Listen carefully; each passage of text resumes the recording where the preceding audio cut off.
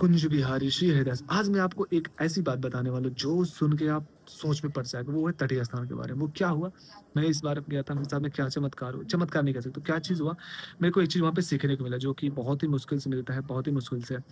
उससे पहले मैं बता दूँ आप सबके लाइफ में काम आएगी, आप जब भी जाओगे तटीय स्थान, जब भी जाओगे आपके लाइफ में ये काम आने वाला है इन फ्यूचर।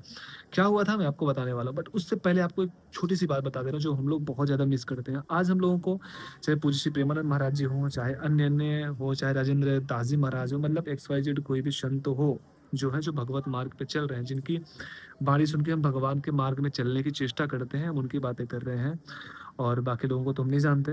देखो, जो हमको चीज़ें जो फ्री में मिल जाती है ना, हम लोग उसकी कदर नहीं करते। आज हमारे पूज्य श्री प्रेमानंद महाराज जी एकांतिक वार्तालाप करते हैं, इतने ज्ञान देते हैं, इतनी बातें करते हैं कि उनकी एक-एक बात जो है ना, वो आगे चल के चीज़ों को दिखती है। तो पर हम लोगों को सस्ते में मिल जाती है, हम लोग को फ़ोन में हम लोग देख लेते हैं, हम लोग ज़्यादा वैल्यू नहीं करते। बट एक बात बताएँ, हम लोग बहुत ही किस्मत वाले हैं, बहुत ही किस्मत वाले हैं कि आज के टाइम पे, कलयुग के टाइम पे हम लोगों को ये सब चीज़ें सुनने को मिल रही हैं। अदरवाइज़ ना भाई, नहीं, नहीं, नहीं मिल सकती। मैं चाहता हूँ कभी-कभी वृंदावन में ना, मुश्किल से मिलती है भाई। कोई साधु समागम, साधु संत, संत संत, मुश्किल से मिलती है भैया। तो मैं अब बात आती है तटीय स्थान पे। जब मैं तटीय स्थान में गया, ठीक है?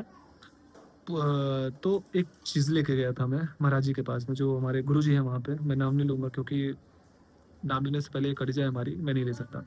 तो गया वहाँ पे, अब वो मेरे को एक चीज़ वहाँ पे एक शब्द वो बोले, मेरे को वो दिमाग में घुस गई। तो ये चीज़ आप लोग ध्यान ध्यान से सुनिएगा। सब गया, एक चीज़ लेके गया था मैं, तो मुझे वो चीज़ प्रसादी करानी थी, ठीक है? जो महाराज जी ने थे, जब उनको दिया ना, तो सच में आप जब भी जाते हो तो पहली बार महाराज जी स्पर्श नहीं करते किसी को, वो वहाँ का रूल्स है। क्या चीज़ें हुई, जब मैं वो चीज़ जब लेके गया उनके पास में, तो वो क्या बोले पता है? वो एक ही शब्द बोले, बट उस चीज़ से मुझे पीछे का, जब मैं वृंदावन पहले जाता था, आज जब आया हूँ और आगे जब आऊँगा, मुझे बहुत बड़ी सीख मिल गई, ठीक है? बहुत बड़ी सीख मिल गई।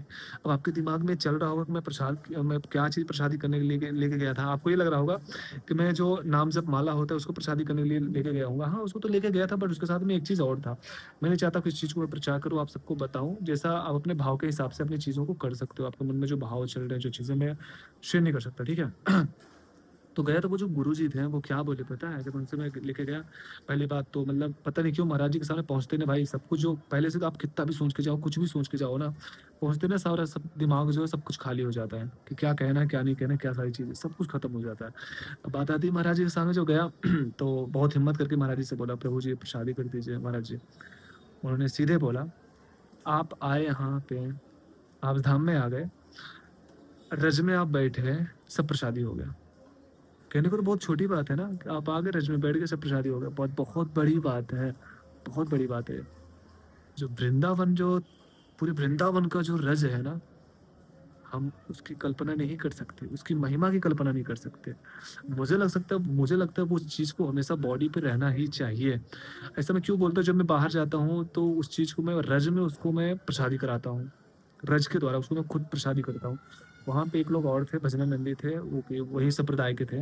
वो बोले, क्या बोले पता है? बोले कि तटीय स्थान का ये जो रज है, ये सिद्ध रज है और ये सिद्ध जगह है ये। तो देखो, रज से जो बहुत ऊँची बात बोले हैं, पकड़ने वाले पकड़ लो भैया, जो गुरुजी थे, क्योंकि वो गुरुजी बोलते नहीं है। जो हमको लगता है कि बहुत ही, जो जो लोग हैं, जो भजन में आनंद है, जो नित्य लीला देखते रहते हैं, वो लोग बात नहीं करते किसी से। और जब जब मुँह खोलते हैं, जब कुछ बोलते हैं, तो बहुत ऊँची बात, बहुत बड़ी बात बोलते हैं, बट उसको समझने वाला चाहिए। रज की बात है ना, हमको लगता है जब आप तटीय स्थान में प्रवेश करते हो भैया, सबसे पहले रज को ही प्रणाम करो, रज रज में गिर जाओ, रज में लौट जाओ। रज कृपा करेंगी तो सब मिल जाएगा, क्योंकि रज से ही सब होते हैं। हमारे ठाकुर जी के पाँव रज में पड़े हुए हैं, तो रज की पूजा करो, रज को मस्तक पे धारण करो, बॉडी पे धारण करो। और मैं बोलूँगा कि हमेशा प्राणों से ज़्यादा मानो, इज़्ज़त करो उनकी, क्योंकि जब रज जो है, जब हमारे आपके माथे पे, बॉडी पे जब लगती है, उसकी बहुत बड़ी महिमा होती है। तो गुरुजी फर्स्ट टाइम ने ऐसा बोला था और वो मेरे दिमाग में बैठ गया था, तो तब मेरे को समझ में आता। आप भी जब भी नेक्स्ट टाइम जाओ वहाँ पे, तो ये सब चीज़ें सोच के जाओ, इसलिए मैं आपसे बताता हूँ। ओके? श्री हरिदास।